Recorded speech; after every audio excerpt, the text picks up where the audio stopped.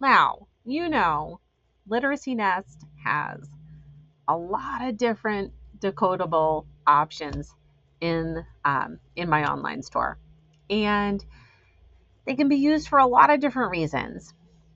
But I also know that a lot of you have decodable books, and decodable books are certainly necessary, especially in your Orton-Gillingham lessons. But what I want to talk about today are some alternatives to decodable books. Now, I'm not talking about alternatives that we'll be using that aren't decodable, but some different formats. So, before I get into the different formats, I just want to say thanks for watching, and also please hit that subscribe button. I'd so appreciate it. All right, so why would we want to use an alternative to a decodable book? Perhaps students like to have that book in their hands, things like that.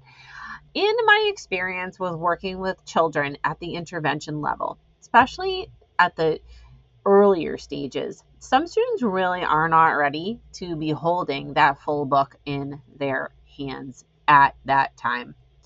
They may still be at the word and phrase level. They may be just entering into the sentence level. And so, for that reason, I may not be putting a full book in their hands because they're at that emotional level. They really may have some negative feelings around being asked to read a book just yet. And I'm trying to pull and boost that confidence way up. So, at this point, I would be using decodable poems. Now, poems have a lot of white space, as we know. There's not a lot of text on the page. And so the decodable poetry that I have really has fit beautifully for those students who aren't quite ready to have that book in their hands just yet, but are ready to definitely have some decoding practice.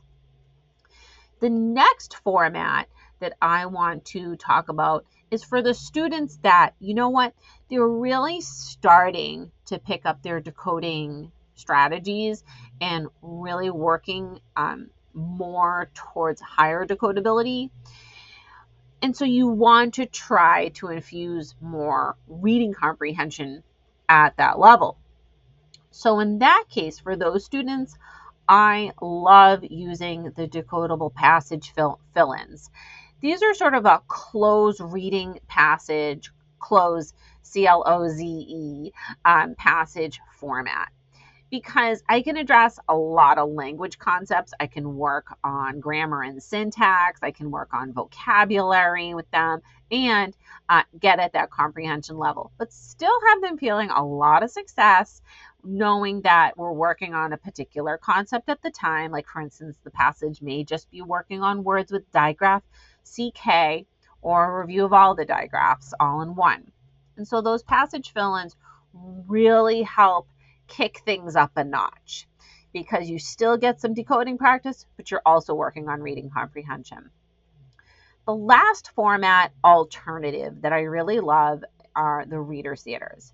Now, these are going to be great if you have a small group and you want to get them working together cooperatively to have, but also have that high level of decodability, feeling successful, but also working on areas of fluency like prosody so that they can be using funny different voices for the different characters. Perhaps you're even bringing in some fun props for them, but you're still giving them the additional repetition and practice that we know kids with dyslexia need.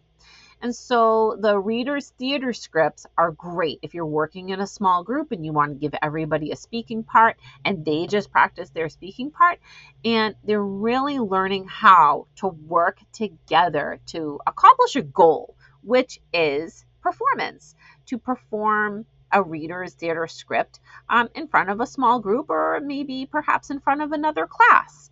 So this is another way really to just boost their confidence. At the heart of everything, we're really providing a format that suits the student's needs. It's not just Well, it depends on what I have in front of me. It's really hinging on what that child may need at that time. So, decodable poetry, great if you need just short text, not a lot on a piece of paper. The passage fill ins to sort of help bridge into comprehension, and then the reader's theater to really elevate their fluency skills. Let me know which one of these three alternative formats you think would benefit your students the most. So, which one? Is it the decodable poetry, the passage fill ins, or the reader's theater? And if you aren't sure, perhaps if you have a question, let me know. But also, if you're one of these people that has used these and you've had some great success with them, definitely let me know that in the comments too of this video. Thank you so much for watching. I'll have the links to all three of these, and then you'll be able to check them out if you haven't seen them before. Thanks so much for subscribing, and I'll see you next time.